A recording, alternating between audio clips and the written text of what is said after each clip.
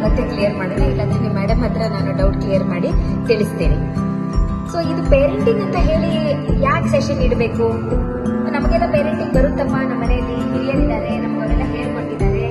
Parenting ಅನ್ನೋದು ನಾನು separate ಆಗಿ ತಿಳ್ಕೊಬೇಕಾಗೇನಿಲ್ಲ ಅಂತ ಹೇಳಿ ಸಾಕಷ್ಟು ಜನ ಪೇರೆಂಟ್ಸ್ಗೆ ಅನಿಸೋ ಚಾನ್ಸಸ್ ಇದೆ.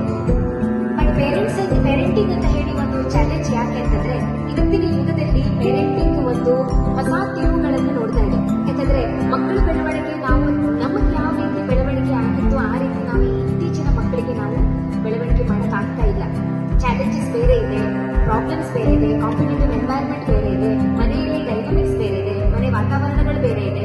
ಹಾಗಾಗಿ ಪೇರೆಂಟ್ಸ್ಗೆ ಒಂದು ಸಪರೇಟ್ ಒಂದು ಸ್ಕಿಲ್ ಬೇಕೇ ಬೇಕಾಗಿದೆ.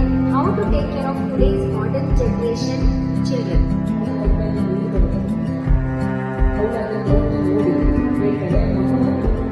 ಒಂದು ಸ್ಪೆಷಲ್ ಎಬಿಲಿಟಿ ಟೀಚರ್ ಆಗಿದ್ದು ತನ್ನ ಮಗನಿಗೆ ಟೀಚಿಂಗ್ ಮಾಡ್ತಾ ಮಾಡ್ತಾ ಅವರು ಇವತ್ತಿನ ಒಂದು ವರ್ಲ್ಡ್ ಅಲ್ಲಿ ಅವರಷ್ಟು ಹೈಯೆಸ್ಟ್ ಪೇಟೆಂಟ್ಸ್ ಯಾರು ತಗೊಳ್ಳಾರ್ದಷ್ಟು 1093 ಪೇಟೆಂಟ್ಸ್ ಅವರು ಹೊಂದಿದಂತ ಥಾಮಸ್ ಆಲ್ವಾ ಎಡಿಸನ್.